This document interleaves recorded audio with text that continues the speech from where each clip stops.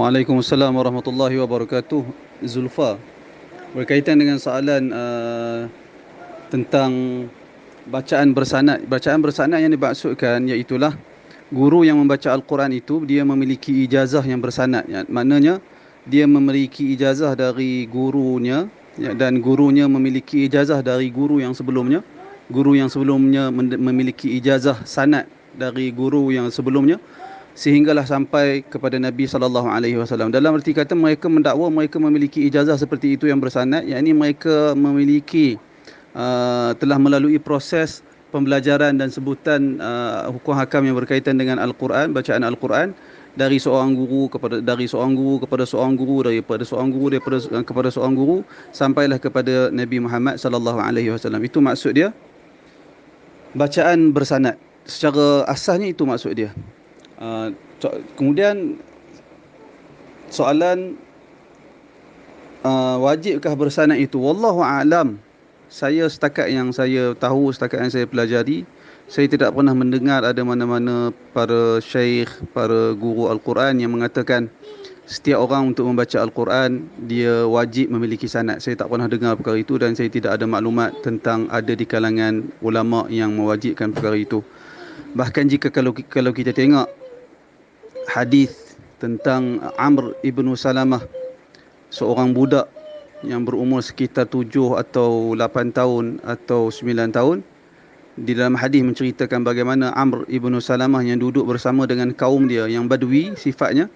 Mereka duduk di antara di tengah-tengah ataupun perantaraan di antara perjalanan sebahagian pedagang Arab yang nak pergi ke Mekah, sehingga disebabkan kerana itu apabila mereka mendengar tentang berita Nabi sallallahu alaihi wasallam ada sahaja pedagang Arab yang balik daripada Madinah, mereka bertanya kepada pedagang tersebut apa yang dibawa oleh Muhammad yang mendakwa dia sebagai utusan Allah.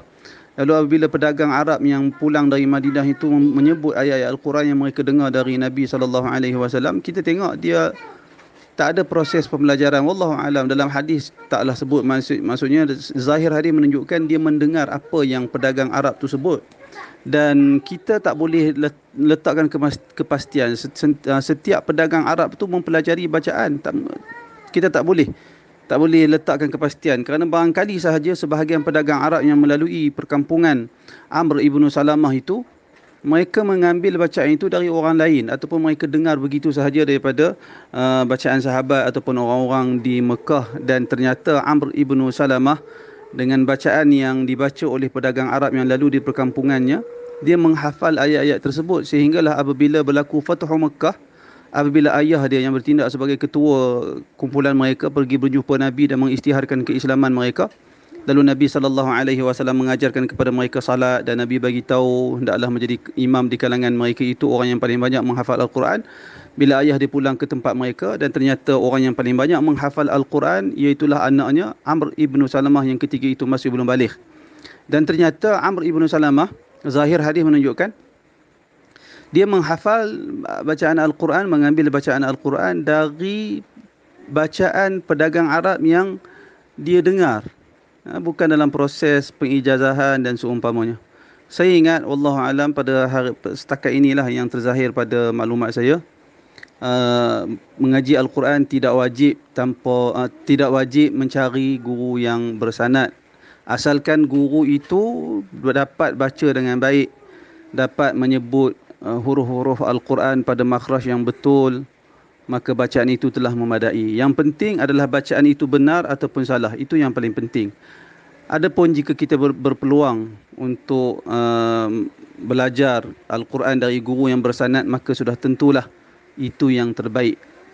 Sudah tentulah itu yang terbaik. Namun satu perkara yang perlu kita perhatikan juga, sanad ni bukan hanya sekadar sanad, tetapi sanad itu yang lebih penting adalah kesahihan sanad. Maka sanad pada nisbah pada hari ini sesuatu yang kita boleh kata mustahil untuk kita boleh pastikan sesuatu sanad itu sahih ataupun tidak. Apatah lagi kita tengok pada hari ini majlis-majlis pengijazahan sanad langsung tidak memerhatikan ataupun tidak memberi perhatian kepada kesahihan ataupun ketepatan bacaan. Sebaliknya hanya sekadar menyampaikan kepada anak murid yang begitu banyak dan tanpa diperhatikan sama ada anak murid itu betul-betul faham, betul-betul dapat sebutan dengan baik ataupun tidak. Ini semua menunjukkan belajar Al-Quran yang lebih penting adalah belajar dari guru yang dapat membaca dengan baik.